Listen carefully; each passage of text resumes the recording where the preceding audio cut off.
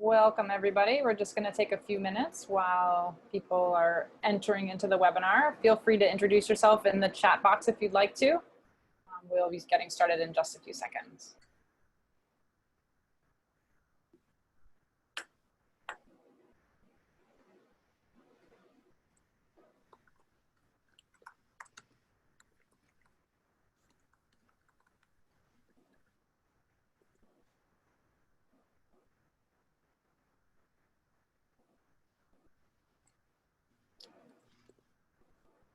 Okay. Well, welcome to the Walkability and Main Streets Resilience panel discussion. My name is Stacey Beuttell. I'm the Executive Director of WalkBoston, who has put together this important panel discussion today. For those unfamiliar with WalkBoston, we are a statewide pedestrian advocacy organization who works to make Massachusetts more walkable through promoting built environment change, developing pedestrian-friendly policies, and working with local community groups and municipal staff to build capacity and awareness of walkable community design. For more information on what we do and to see if we have worked in your city or town, check out our website at walkboston.org. Before I go any further, I want to thank the Bar Foundation for providing the Zoom webinar platform that we're using for today's discussion. The Bar Foundation has been a major supporter of WalkBoston for years, and we truly appreciate and value their partnership in advancing walkability across the Commonwealth. So we've set this up as a webinar in order to manage the conversation effectively. You'll notice that everyone is muted and no one can see other people or share your screen. However, we hope that this will be an interactive session, and we have several ways that we'd love for you to participate. The first is you should see a Q&A button at the bottom of your Zoom window. Feel free to submit questions here, and you can do so anonymously if you choose to. We will see these and answer them during our discussion portion. If you see any questions that you like and would like to elevate those to the top of the list, you can go ahead and vote those up the list. There's also a chat box where you can share links to relevant resources or articles throughout the session today. Brendan and Elena on our staff at WalkBoston will be also monitoring that. So during our discussion portion of today's panel, if you click the participant box, you'll have the option to virtually raise your hand. Again, Elena and Brendan will be able to see that you have a hand raised and can unmute you so that you can ask your question directly. If you're experiencing any technical issues at all during the broadcast today, please use the chat to directly message Anya of the Bar Foundation. Finally, this webinar is being recorded. So just keep that in mind if you ask a question or use the chat. Now that we have the logistics out of the way, I will introduce Brendan Carney, WalkBoston's Deputy Director, who has a couple of questions for you about walking and supporting local businesses in your communities. Brendan? All right. Hi, everyone. Thanks, Stacey. And first off, we asked for your zip code when you signed up today. And we had about 150 responses. This is where people are tuning in from today. Want to zoom in also to Massachusetts and Rhode Island as well, so you can see there's a good contingent coming from all across the Commonwealth. So we do have two questions for you. The first one is, we're gonna launch it here. You can choose as many options as you want, but we wanna know, why do you walk? Do you go to the grocery store, convenience store, pharmacy, medical appointments, diner takeout, restaurants, coffee shops, ice, shop at retail stores, mental and physical health, see your neighbors, be social? Okay, we got about 30 people have already responded. Got about half the attendees so far. Okay, we'll give it another 30 seconds or so. 3/4 of you had answered. Quick math. Yeah, I was a history major, could you tell? All right, we'll give it another 10 seconds or so. Okay, let's end this poll and we'll share it to you. Looks like many people are walking right now for mental and physical health. A lot of people are also doing dining and takeout, grocery stores, shopping in retail stores, and also just to see your neighbors and be social. So, the next question we have is in regards to local business. How are you currently supporting local businesses in your community? Once again, it's multiple choice, online ordering, takeout, buying gift cards, donations, larger tips. I want to, but I'm not sure how, or if there are other ways, feel free to put that in the chat. All right, we already have 50% of people so far. Cruising up over 70. And thanks for everyone that's already using the chat. We got a bunch of people from Worcester already supporting Che here.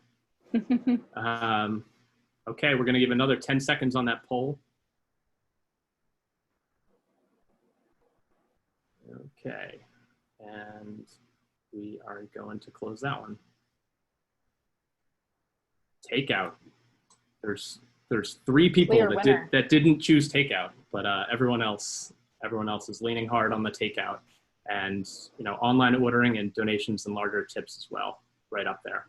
So, okay. Well, Stacey, I'm going to send this back to you. Thank you, Brendan.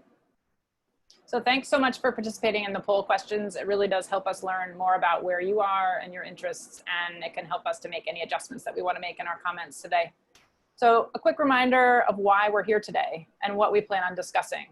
So we're here to talk about the importance of walking and walkability for COVID economic recovery and community healing.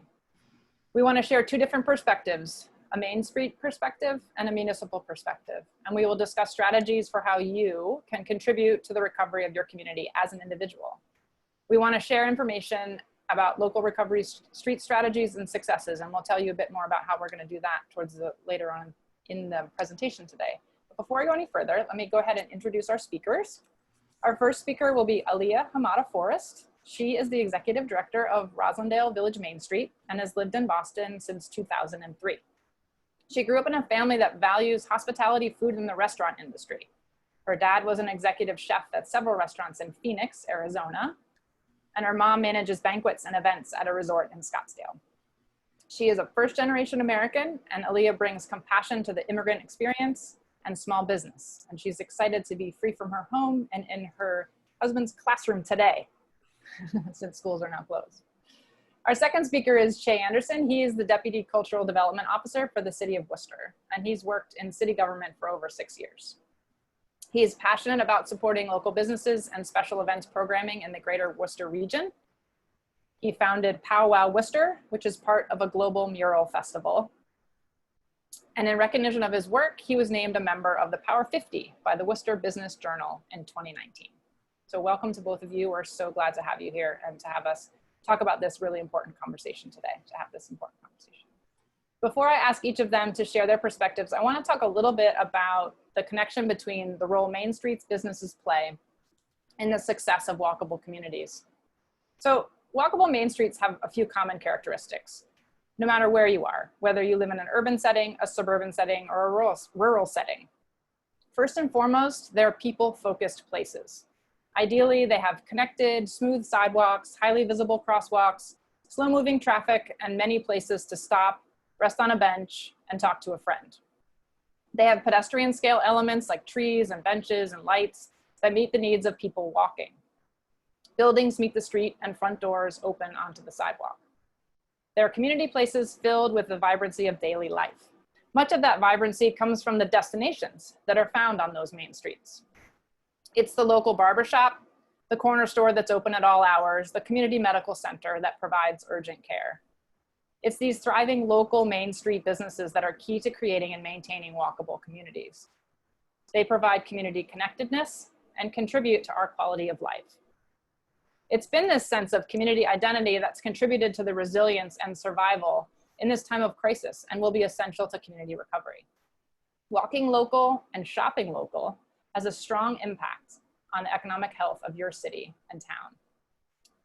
As we know, this role has only intensified in the wake of COVID. Local grocery stores and pharmacies and bodegas stayed open, providing many with food and medicine essential to their survival over these past months. Storefronts closed for business posted words of encouragement and information for those walking as we collectively sheltered in place to prevent the spread. Now that the phased reopening has begun, we as consumers and supporters of walkable Main Streets have a big role to play in ensuring that those businesses survive. As walking advocates, there have been some incredibly exciting trends. Throughout the pandemic, we've seen more people walking than ever before for mental and physical health, just as we noticed today in the polling. Almost all of you recognize the importance of walking for mental and physical health during this time. Local governments have started strategizing early on to support survival and recovery of their local businesses. We're seeing towns reclaiming space for commerce, retail, and restaurant dining to bring back life into town centers. We're excited and optimistic about these reopening strategies that are further encouraging people to keep walking in their town centers, furthering economic recovery and community healing. Now, as we know, that healing isn't happening the same in all places. Across the nation and here in Massachusetts, the health and economic impacts of COVID have disproportionately affected our communities of color. Local recovery strategies must emphasize the vitality of Black and Brown-owned businesses. These are crucial. And town-led open streets discussions and decisions need to be approached through an equity lens. As individuals, we can also make conscious decisions and spending choices to further the recovery of Black and Brown-owned businesses in our neighborhoods and those close to us. So what can we do? And how can we support these local businesses as individuals? It's going to take all of us working together to ensure these businesses can survive and continue to thrive post-coronavirus. So by walking and shopping local, you're contributing to the survival of local businesses, which, as I've mentioned, is a critical component to maintaining and having thriving walkable communities. So with us today, both Alia and Che are going to share their experiences about what they've been encountering, both from their perspectives as well as in their particular geographies. So I just want to encourage you one more time before I introduce Alia, that you can engage with us in this Zoom webinar by, if you've seen any creative strategies that you've seen in your neighborhoods with local businesses that you'd like to share, go ahead and drop those in the chat. If there are images or other things that you would like to share, resources, you can send them directly to an email address that we've set up at WalkBoston called info@walkboston.org. And I think Elena will drop that in the chat so you all have that. And just again, once more a reminder, if you have any questions, feel free to put those into the question and answer box. And with that, Alia, I would love to introduce you and learn more about what's happening in Roslindale. Sure. Thank you, Stacey. And before I go on, I want to thank WalkBoston for inviting me to be part of this panel. We think walkability is extremely important for a successful Main Street district. This photo that's up right now is from a pre-COVID-19 farmers market. It is a standout community event that we have in Roslindale. We have a lot of cute dogs and babies and families that come to our market every summer. And with that, next slide. Before I start talking about Roslindale, it's important to know that Roslindale Village Main Street is part of the Boston Main Streets program. We are one of the 20 neighborhood commercial districts in the city of Boston. Roslindale was actually the first one to be incorporated back in 1985. The role that we've played and that all Main Street districts play in Boston has been the same for over 35 years. We want to make our neighborhood, Roslindale Village or Square, a destination for residents and visitors to shop, eat, and play. We do this in all sorts of ways with our volunteer-led committees, business trainings, streetscape improvements, community events, all while connecting and promoting the City of Boston's Mayor's Office of Economic Development. We have only 2.5 staff members, and that is actually pretty big for a Main Street office in Boston. Many Main Street district offices have just one person and one part-time person running a whole program. So volunteer engagement is extremely important and crucial to the success of our organization and business district. Next, good one. We have in our neighborhood over 150 small businesses in a very small square. It's a special neighborhood in the southwest part of the city. 90% of our businesses are mom and pop shops, so very small, locally owned businesses. When the pandemic hit, over half of our businesses temporarily shuttered their doors at the beginning. We're seeing some reopening now. I don't have the stats on that, but it definitely feels more alive here. The shape of our district isn't a normal Main Street district. It's not a straight thoroughfare of businesses. It's pretty unique. It's more of a rotary type shape. It encourages walking. It has several nooks and crannies to discover in the square. And next, I'm going to show some slides of what we were working on and what had been happening in Roslindale before the pandemic. So this photo right here is the Parklet and Bike Corral that is right next door to Fornax Bakery, a popular bakery in Roslindale. In collaboration with Rosy Bikes and Walk Up Roslindale, we have been able to bring this structure to the square every spring and summer, and it should actually be installed in the next few weeks, which is very exciting. This parklet encourages takeout right now. It would encourage takeout when it comes, and it has in the past. It's for public use, so even though it's right next to Fornax, anybody can bring whatever they want to this area. It's very visible and cozy and encourages walkability and hanging out. Next slide. This is another project that we were working on in the, I want to call it before COVID, the BC times. So in the times BC in Roslindale, for almost half the year in 2019, we were working with the city's public realm director, Jacob Wessel, an architecture firm called Merritt Chase, and a nonprofit called A Better City, as well as all of these businesses along Birch Street, which is a street I learned is called a redundant street, to create a permanent plaza. So it has a small European feel to it, has narrow sidewalks, and there has been a call for years to make this a pedestrian only area. We were able to utilize the new tactical public realm guidelines that the city put out last year. We talked to over 30 business owners for feedback on what they'd like to see on this street. And we even hosted a temporary week-long pop-up plaza experiment pre-COVID. The designs have been approved by the city, and one day the street will look completely different. But the street already looks different now, which I want to talk about a little later on in the presentation. So if you go to the next slide, you can see what the street looked like with just cars parked on it. And then the next picture below that is the pop-up plaza, so with temporary structures. And then the third part of the photo here is what we're looking forward to someday soon. It's been stalled because of the pandemic, along with a lot of other construction projects in the city.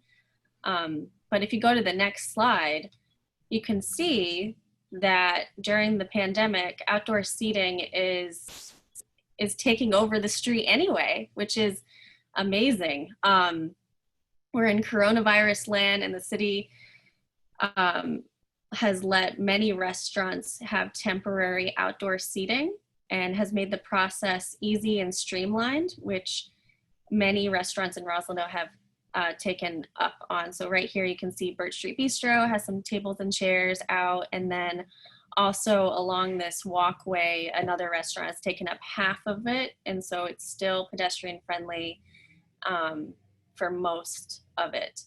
I'm looking at the positives right now, so let's keep going. Next slide. We've also been working on this project called the Poplar Street Improvement Project. It started in late 2018, and now it's finally being implemented this spring. It was available to us to improve this street because of a grant from Mass Development and support and crowdfunding from Patronicity. For those of you looking to improve some streetscapes in your neighborhood, I recommend looking into grants from Mass Development. We have been putting planters, flowers, painted bike racks. We purchased new trash cans. We worked with the Age Strong Commission to have new benches on this sidewalk as well. Volunteers have been out there working hard to beautify this street in the past couple of weeks. And people walking along the sidewalk have stopped just to share how much joy it's brought them, that there's still life happening during the pandemic and that improvements are continuing to happen even though many businesses have closed along that street. In addition to the plants and planters and the permanent structures that are now there, we've also hired a local muralist. Her name is Laura Donato Wyatt. She's been painting sidewalk murals on Poplar, and it's again bringing joy to the business owners that are open and people walking around. It's been really satisfying to improve and have control over what we can right now. And so this is one way that we've been able to beautify our neighborhood currently. And these are a few of the less visible projects that our organization has been working on. I think the most dynamic one to mention is our board came together and created a small business mini grants program. We were able to fund everybody who was eligible to apply, which was really exciting. And we were able to do this as part of our spring appeal, which is still happening right now. What we've been hearing from business owners right now is that the city resources and trainings and workshops have been very accessible, more so now than ever before. As I've said, many of our businesses in Roslindale are mom and pop shops, so some of them haven't been able to have the capacity to drive away from their business to go to some of these workshops the city provides. And now they're all recorded on Facebook or Zoom, readily available to watch for free. And I think businesses are really participating in that more than ever. Something else to mention, to go back to the first slide and where we're at now, we continued to have our farmers market this year. It was a lot harder to plan because, as I'm sure you can guess, there are additional guidelines for public safety right now. Governor Baker did deem farmers market essentials for the state of Massachusetts. And many markets across the city had to cancel because they don't have the capacity to put it on. There were a lot more structures we had to purchase, like hand washing stations. We got some hand sanitizer donated by local distilleries. We've had to transform our market from a community event that had music and games and kids activities and wellness activities to something more focused on food access. I think for people that still attend the market, it's comforting to know that something like this is still a constant in Roslindale. And the pandemic isn't forever. And we know that as businesses reopen, they will continue to appreciate the foot traffic that our farmers market brings. And then finally, how to support businesses right now, just from my point of view and perspective and what I'm hearing. I think it's really important to support immigrant-owned and Black-owned businesses right now more than ever. These businesses have always needed our support, but with the national climate of racism in America, I think it's really important just to mention that right now you should definitely support those businesses in your neighborhood. Many local businesses are utilizing online platforms right now. So if you don't have the money to get takeout every night like I really want to do, something you can do is like their posts, share their posts, whether on Instagram or Facebook or Twitter, and also leaving positive reviews for your favorite businesses right now, I think is important. And I think that's it. Thank you for having me. Thank you so much, Alia. You touched on many of the things that I was discussing in the beginning, and I'm sure Che will pick up on more that's happening in Worcester. So Che, with that, would you mind go ahead and start your presentation? Sure. How's it going, everybody? Thanks for tuning in today. It seemed appropriate that as we are in the midst of talking about more ways that we as a municipality and as a community can help amplify Black voices, that I start with this. One of the big programs that has taken off in the last few years is the city's public art initiative, which was initially conceived as a means of encouraging walkability throughout our communities at a time when folks were staying distant due to perceived public safety issues or concerns, and having not many amenities to sort of look at to take their mind off the fact that they're walking for potential miles. Initially, the city of Worcester conceived of this public art initiative that then became the Powell Mural Project. And so this mural of Major Marshall Taylor, who's a Worcester local, seemed like a great way to sort of start things. And if you can go to the next slide, please. Just continuing the idea of a project to get people to really explore the community is important. Worcester is a city in which it's difficult to get pedestrians to be pedestrians. Everyone believes they need to drive and find a parking space right in front of wherever they're going. And so as a means of encouraging folks to sort of stop, look, and listen a bit more, this project came to fruition. I chose this mural, which was not actually done by an artist of color, but an artist from Greece, because it is a piece of art that takes 3D glasses to really see the full extent of. Through the red, it's one mural, through the blue, it's another, and then looking at the naked eye, it's a third. And so again, it's the kind of thing that you miss if you're just driving around and not necessarily walking or biking or taking a tour. And so I wanted to just do a quick plug for folks that may not be familiar with Worcester to come on down and take one of those walking tours. But if we can go to the next slide, we'll get into, to Alia's point, pre-COVID world, our BC, before COVID society. The city of Worcester over the last 6 years during this administration has really put a focus on increased and enhanced walkability and bikeability. And so I'm gonna go through a few of those projects just so folks kind of know where we were before knowing where we're going. One of those is our Main Street Reimagined project, which, as you can see, is an $11 million reconstruction of our Main Street from one courthouse to the other, which really runs the span of what people consider our downtown. The point of it was to implement our Complete Streets initiative, but also to find ways to create interesting and walkable plazas that folks want to explore and not just drive past or drive through. And so the reason this image was chosen is because this, up until 3 months ago, was a street one could drive through, and now it is being transformed into a full pedestrian plaza, along with some seats, a new public art feature, and just a capacity for folks to be able to explore the front of our Hanover Theater, which is one of our cultural gems, as opposed to just driving by it if they're not going to it. And so the next slide, please. The Main Street Reimagined project was part of a larger conversation around functional public art in our city. Quite often when you go to major metropolitan areas, your New York or San Francisco's, components of Boston, you have so many things that are happening that sort of take your attention away from the fact that you're going a bit for miles and miles. And so whether that's buskers or interesting storefronts or reimagined storefronts, or just public art components. And so the city of Worcester said, okay, well, how do we leverage the space we have in our city, being the second largest city in the region, to really coerce people to explore in a different way? And so there was a wayfinding initiative established to do some storytelling around the history of the city, and also some wayfinding to understand the different parts of our cities based on district identifiers. And so throughout the rest of the Main Street project, as well as other components and sort of arteries into our downtown, this wayfinding initiative was concocted in an effort to, again, get people to walk around, to not just stare at their phones, and to learn a bit more of the history of the city. Next slide, please. All of it, again, being part of our Complete Streets initiative. I'm really excited that Brian tuned in, because Brian was sort of the lead of this from our planning division. So big shout out to Brian Pigeon for doing that. And this takes a look at our 2016 plan to widen our sidewalks, to have ADA compliant bump outs, to figure out ways to allow for bikers to have efficient lanes so that they can transverse space, and safe ways for the transverse space, as well as providing opportunities for more plantings, more interesting benches, more interesting bike racks, more bike racks in general.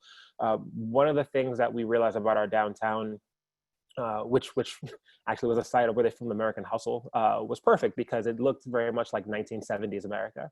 And we saw an opportunity to change it, to come into the 21st century. And so this Complete Streets initiative, which right now, again, is focused downtown with intentionality to sort of, again, go to the outside arteries of our downtown, will provide opportunities for folks to reclaim space as individuals and pedestrians, and not just to think that we need to find ways to have more parking or diagonal parking in front of the places that they're trying to get to. Next slide, please. Post-COVID, this emoji just seemed to, who knows, right? The honest truth is that many of us are, truly living the idea of flying the plane while building it. right? We're seeking guidance from the federal government, from our state government, from our state leadership. And I have to say, I think our state officials have done a great job of trying to err on the side of caution and safety. But 2 weeks ago, a lot of us were trying to adapt to a world that would have new outdoor dining opportunities and figuring out what takeout looks like for a lot of our businesses that have been doing that for the last few months. And as of Monday, we have indoor dining that's open again. And people are trying to figure out, what does that mean? And how do you appropriately do that 6 feet apart? And is there more guidance that's going to come out? And we're looking to some of the southern states and going, are we going to have that happen? And so, truly, I think that, for anyone on this watching this panel, many of us are in a bit of a state of confusion, but I think that the great thing that's happening here in Worcester, and I know it's happening in Roslindale, is that the staff is taking every opportunity to learn as much as they can and mobilize as fast as they can. And so here in the post-COVID section, I'm going to talk to you about ways that we have mobilized as a community and some new initiatives that honestly may not have ever happened without COVID. And so one of those is Worcester has its Worcester Together initiative, which isn't on the slide, but I just had to mention it because I'd be remiss without mentioning it. And what that was about 12 weeks ago on a Monday, 24 leaders in our community from different nonprofit organizations and for-profit sector got together and said, we need to figure out how to ensure our community maintains and advances whatever efforts it has to provide equity for our community.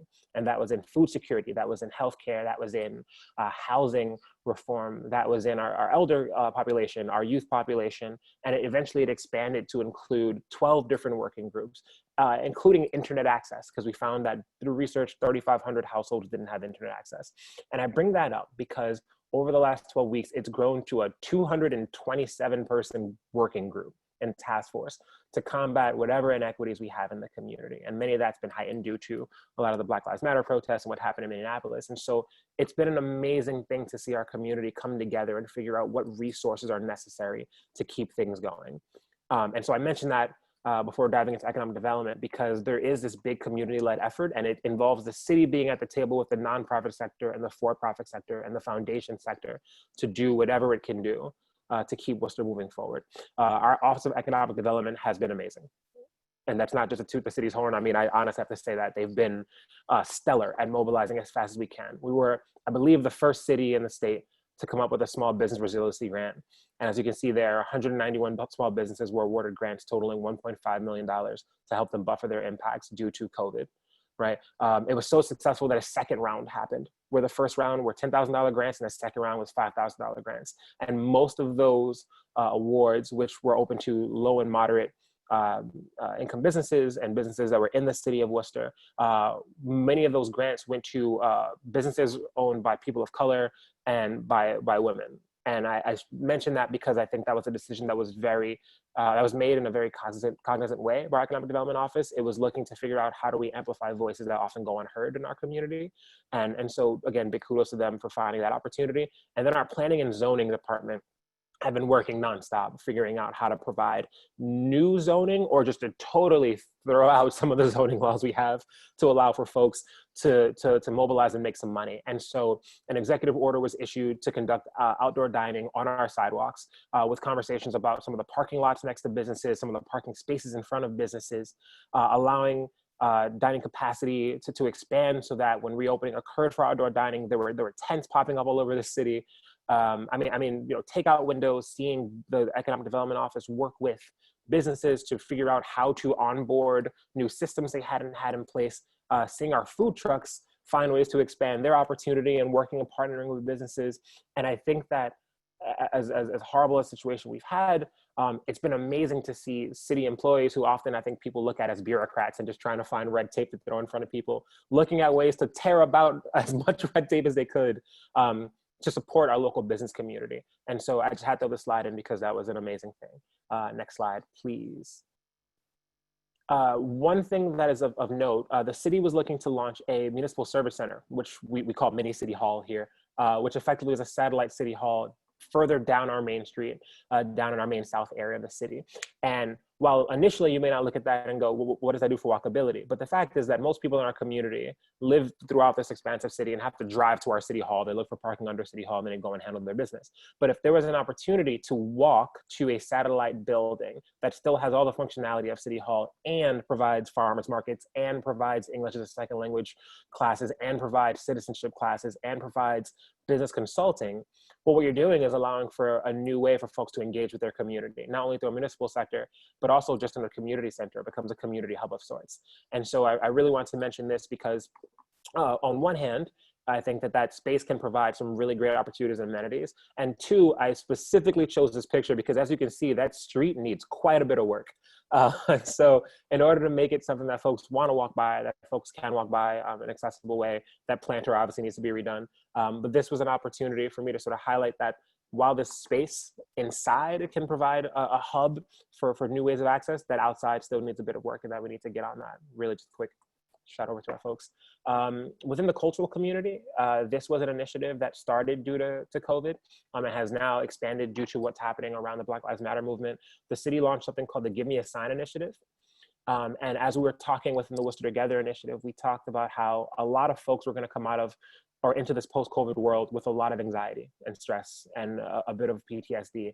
And sometimes as human beings, we just need a sign that things are going to be okay and that people are here for us and that we are one big community. And so a call was put out to local artists to design effectively 12 by 18 metal street signs like you would see throughout our community telling you about parking. And the creative community, both in the city and state and the global community, was given an opportunity to fill out this RFQ and do a sign that would be uplifting or speak to the current times. And so 19 artists were selected, and this is actually the first time we're actually showing any of these to anyone. I thought it was a great way to unveil something. But these will be put out within the next 2 weeks throughout our city. We're getting over 100 done near our parks, near our nonprofit sector partners, just so folks can see something interesting. And I throw these three out because, one, being a very diverse community in a gateway city, it's important to ensure that we are speaking to people across languages and language barriers. Saudades, as I actually taught, is a Brazilian Portuguese phrase that is the word for the feeling you get when you miss someone. And so it's not only a way to see something sort of vibrant and uplifting, but it's also a great way to help develop some cultural competency. And so I just want to show these. And again, finding creative ways to get people walking, to get people to not have their face in their phone, but to look around and to explore and experience their community was important. Next slide. And so what's next? A few things. This is a parklet that was done by an organization called Action Worcester here a few years back. And we haven't really seen many other parklets, but we've recently seen a lot more folks think of creative ways to reuse and reclaim parking spaces. And so the city of Worcester is looking at opportunities for that throughout our city. The Open Streets program, which was obviously began in Colombia and has now expanded all across the United States, finding ways to shut down a street and allow for sort of urban hiking, if you will, or biking within a full city street, is something that we're exploring. We had a call about it yesterday, and we're exploring 4 different parts of our community to launch this initiative in. On one hand, helping our businesses by getting more foot traffic in front of them, helping some of our health disparity issues with getting folks to walk around a bit more and feeling comfortable in their community. And also, again, not having bike lanes all throughout the city, trying to find new ways to help some of our bikers get out and explore the space and transverse space. As an aside to that, one thing that I could say I personally am a big fan of, and I know a lot of folks within City Hall have talked about, is super blocks. I know there was a question earlier in the chat where someone talked about how easy it is to get streets shut down. And I think the honest answer to that, and Alia, feel free to chime in on this, is some areas are easier than others, particularly when you have high residential populations. Folks really want to be able to drive home and not have to worry about being inconvenienced in the course of a day. And so that's something that we as a municipality are taking consideration. We're trying to figure out where are the best locations to have really high impact and high visibility, but also to ensure that we're not providing some sort of blockade to the folks that live in that area, so they still have the comfort of going in and out of their home. But the idea of taking over a space and making it only for pedestrians is something that we are enamored with. And so we're trying to find new and sort of creative ways to do that. And lastly, many of folk know that in the last year, the city of Worcester's negotiated an opportunity for the AAA affiliate of the Boston Red Sox to come to Worcester. And I'd be remiss without at least once mentioning baseball. And so I without talking about baseball per se, I have to mention Pickett Plaza, because I think that it is one of the most exciting components that abut the ballpark. And what that is taking a parking lot and reconfiguring it to being an open space that allows for folks to sort of just hang out, to gather before a game, to have a public art feature, a new water feature, green space, to have some pop-up spaces to allow for some of our small business owners who aren't ready for a brick and mortar to sort of rotate in and out of a space and get in front of a large game day crowd. But again, the idea of reclaiming space and encouraging folks to park further away from that ballpark and then walk to the area, which is in our canal district, which is one of our big commercial corridors, is really important. And so that's allowed for us to look at the entire space abutting that ballpark, including bridges and walkways and streets and sidewalks, and think of really creative and innovative ways to coerce people to park further away to really get a different experience. And so I think that is one of the more exciting things we're working on right now in this post-COVID world, and just had to mention it. And I think that is that for me. So thank you.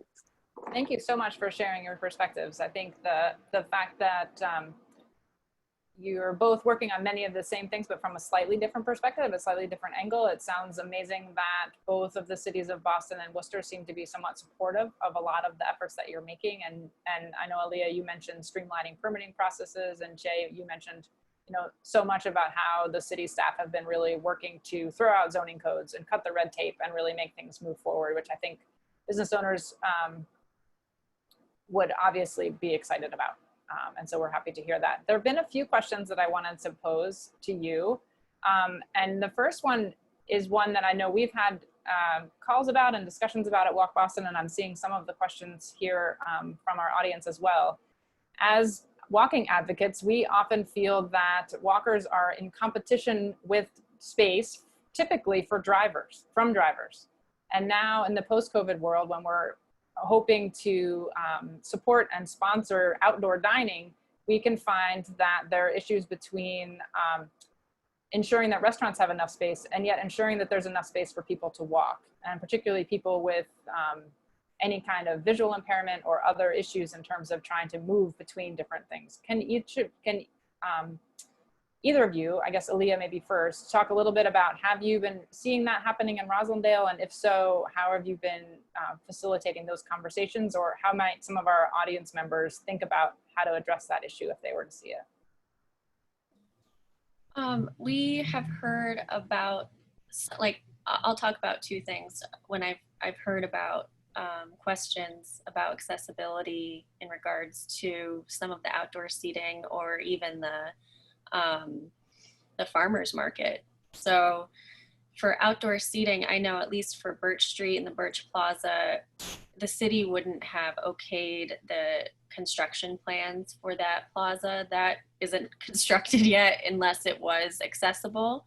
So it had to go through the Public Improvement Commission at the city to pass that. As for this sort of ad hoc outdoor seating that we're seeing now, I'm not sure if it's gone through the same process, but it's something to really consider, I think, and to think about and to dive deeper if there are concerns. I haven't personally heard any concerns regarding that here in the specific neighborhood, but I'm sure I will, or a restaurant will, and they'll have to come up with ways around everything, any sort of disability or age strong related issue. For the farmers market, we've heard from folks who don't want to stand in line for the farmers market, which a line is created. There's a limited amount of space in the park now that people can access. So we're only allowed 40 people in the park. And we've heard from some folks that they can't stand in line that long because they just can't, for all various reasons. And one way that we have not solved it, but we do have a half hour in the beginning of the market that's dedicated to seniors and folks that are at risk to access the market when it's not crowded, and it's specifically for them. So promoting that heavily is something that we've been doing. That's great to hear. Jay, have you run into any of those situations or conversations yet in Worcester around outdoor dining and providing enough space to walk? So we haven't not directly, sort of in a lot of the applications that have gone to our zoning and planning board, they're having upwards of 3 meetings a week at this point, just to try to get through all the applications. A lot of the mapping that's done is trying to mediate a lot of those or mitigate some of those situations. So not yet. One of the things that we have actually received are, I think, some business owners who, in an attempt to not have set up on the sidewalk, have talked about taking over the parking spaces within that space, so that they're not directly impacting the pedestrians, but so that they are still having outdoor dining. And that's something that I mean, literally yesterday, we're having a conversation about that we're looking to explore. Obviously one of the criteria when you do have parklets or dining within the street is trying to figure out barriers so that folks aren't potentially barreling into some of the customers that are set up there. And so we've been talking sort of creatively about solutions for that within the city, where we may have resources or we may have to invest in some resources. I think one of the things that we've been very cognizant of is that this isn't a short-term fix, so to speak, that it may seem like it because we're being reactive and responding to whatever the COVID needs are. But if we do get a second wave or a third, it may be something we have to re-explore and re-examine. And so trying to find ways to determine what resources may be necessary and then investing in those resources now may actually save us some problems later. So I imagine a lot of municipalities are having those same sort of conversations now.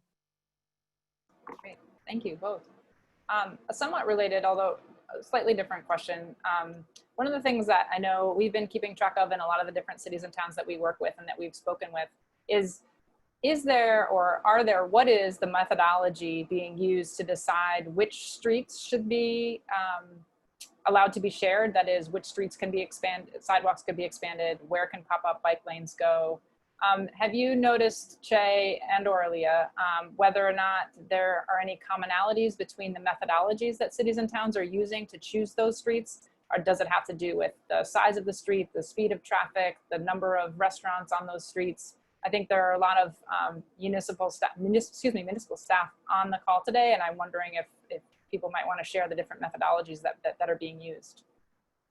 Yeah, I'll jump out and say I don't think there is sort of a one-size-fits-all method or model to it, just due to different communities, density, traffic patterns, and general capacity to implement. I know that for us in Worcester, we tried to figure out a few things. One, with one of the components being a heightened and added opportunity for pedestrians, we tried to find places where pedestrians don't already have hiking or biking trails nearby, was one. Two, we looked at our commercial corridors and tried to figure out where some opportunities are to impact business and provide some economic development opportunities, but also looked at locations that may be anchored by a smaller park that may not provide opportunity for true walkability that's socially distanced, but that does become a bit of like a starting point and convening area folks as they get ready to do the walk.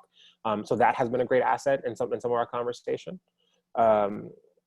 Another thing is we specifically have looked at some of the wider places that have wider sidewalks and also wider streets, because again, if we do get sort of a boom of folks who want to participate, we also want to make sure we're being as safe as possible. We would hate to implement something that then leads to a COVID outbreak of some sort. We think we're doing the best thing possible. And so that is one of the reasons why I think that for our city, while some cities we're jumping out and trying to get ahead of it and rolling things out as sort of the pilots, for us, we were very cautious of like, okay, well, let's look at what the other cities are doing, right? Let's look at, what happens in the city of Boston. Let's look at San Francisco. Let's look at some other places down south and see sort of where opportunities are to borrow some ideas or to think of new ideas that we hadn't necessarily contemplated with our staff. But also to be cautious, because at the end of the day, that is our job as a municipality, to keep our residents and citizens safe. And so we want to make sure we can do that. Yeah, I think there's a real tension that you see between creating a space where people feel comfortable walking, but yet creating a destination. So then you're creating gathering, and then you're back into a public health potential issue. But the ideas of if sidewalks aren't wide enough, and children and others who are were in school or typically were normally in school, or families who are out biking for the first time, who are having to be in the street in order to keep physical distancing. There's that tension too. Like, you want to be able to provide space for them, but not attract too many people. So it is something that caution is obviously an incredibly important way to react, but it is also somewhere like, how can we make space where it's really needed and where people really need to be able to get out to maintain that mental and physical health that we've all talked about in terms of walking. Alia, I didn't know if you had anything to share at all about the ways that municipalities are choosing, or if the city of Boston or others are choosing which streets to use and why, in terms of sharing them or opening them up to people. Have you been involved in any of those conversations? Well, one conversation, so Birch Street, the street that we are closing off to vehicular traffic and parking, is a redundant street. So if you go down it, it just kind of like loops around, and there's no reason why you would drive on that street unless you were looking for parking. And I know that the city took notice of that street in particular because we were having events in that space already. So we had our holiday market there. We had, we've collaborated with the business group on their fall festival there. There's a run that happens there. So it's been in the public eye for a while. And I think the city started looking for more redundant streets, and they just saw ours because it's been noticeable. So if there are other Main Street directors on this call, or other folks, I would say looking for examples of events that have happened in the past and what streets have been closed off, because maybe those could be permanent.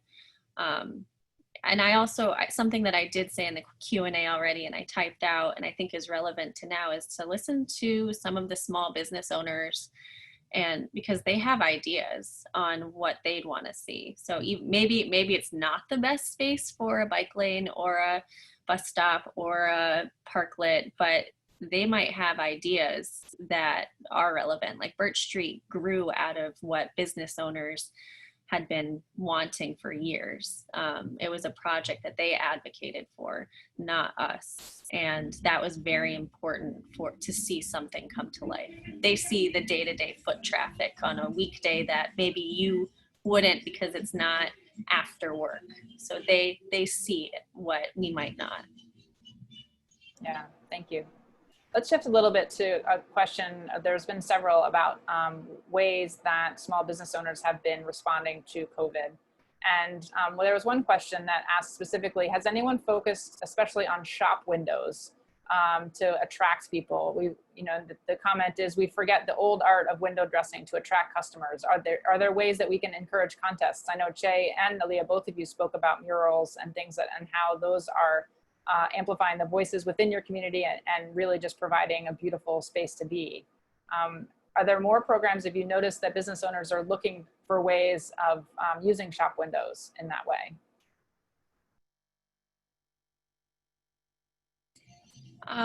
There's one shop in our district that definitely has taken that on.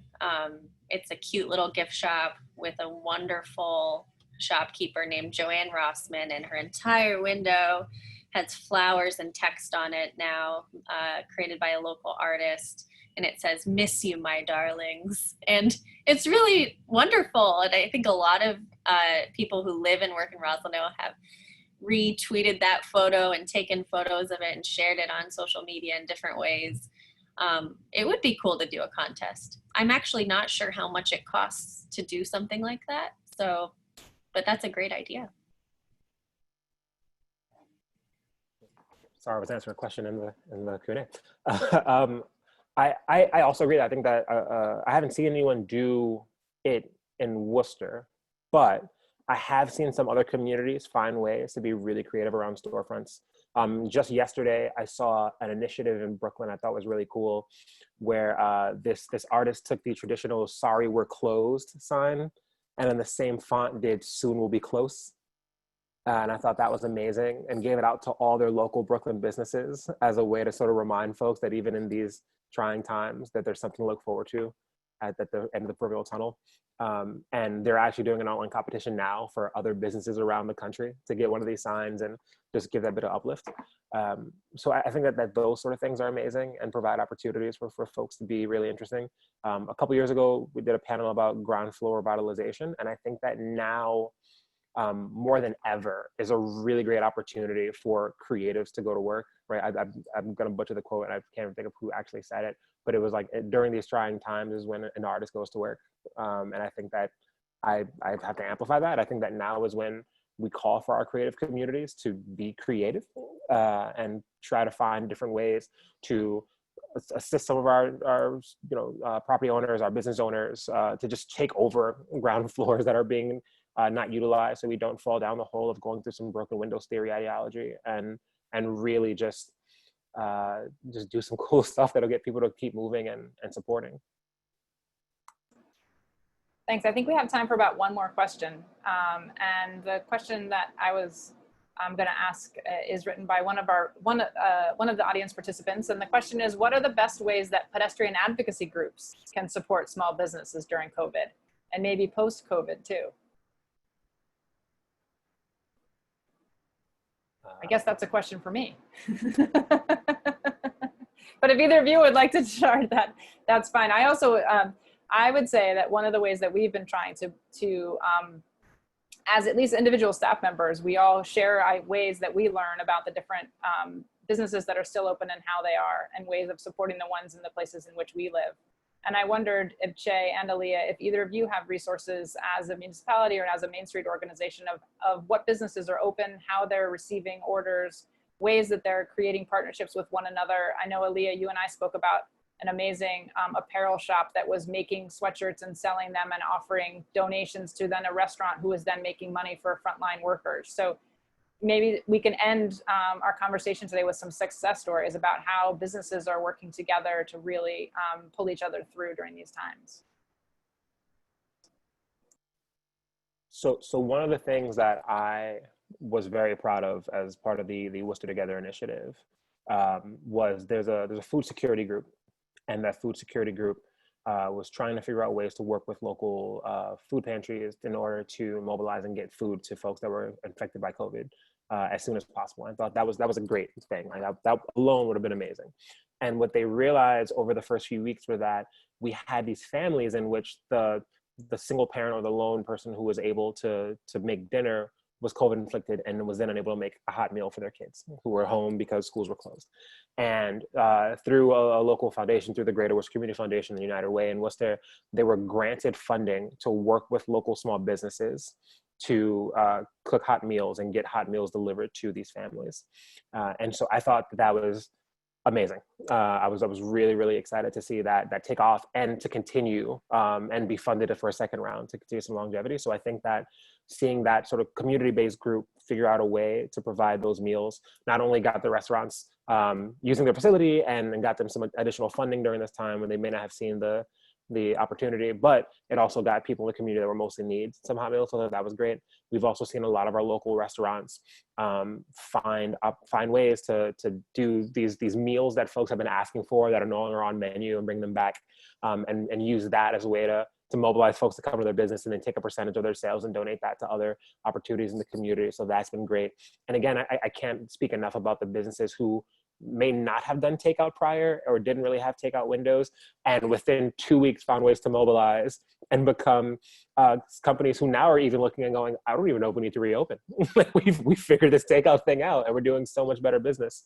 So I think that's been another just great thing to see, not just in our community, but in others. So those have been, I think, 3 really great ways that businesses have gotten involved. But if folks, I think, are interested in doing more, I think that a lot of it just comes down to really contacting your local small business and just saying, hey, is there anything that we can do?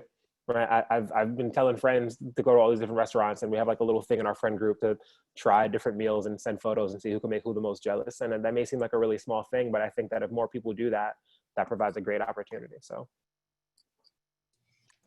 I agree with everything that Che said. Awesome.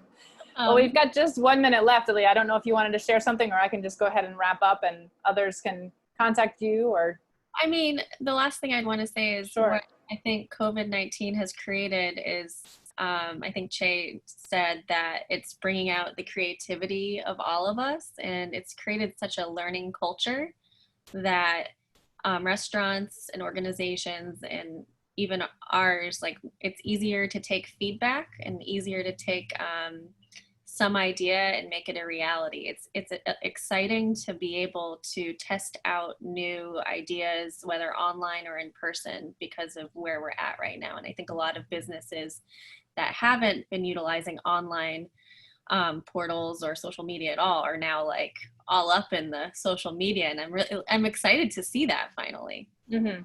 Agreed. Yeah.